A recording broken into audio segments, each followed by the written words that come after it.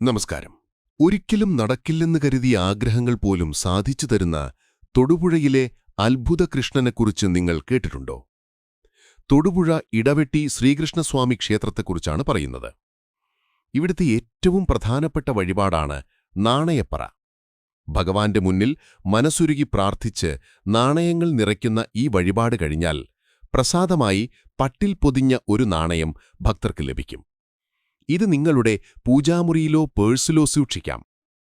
ആഗ്രഹിച്ച കാര്യം നടന്നു കഴിയുമ്പോൾ ഈ നാണയം തിരികെ ഭഗവാന് തന്നെ സമർപ്പിച്ച് നന്ദി പറയണം എന്നതാണ് ഇവിടുത്തെ രീതി.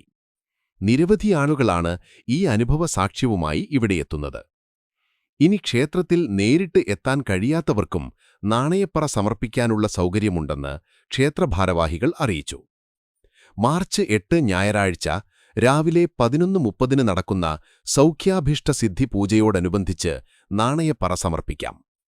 കൂടുതൽ വിവരങ്ങൾക്കും ബുക്കിംഗിനും ക്ഷേത്രവുമായി ബന്ധപ്പെടുക.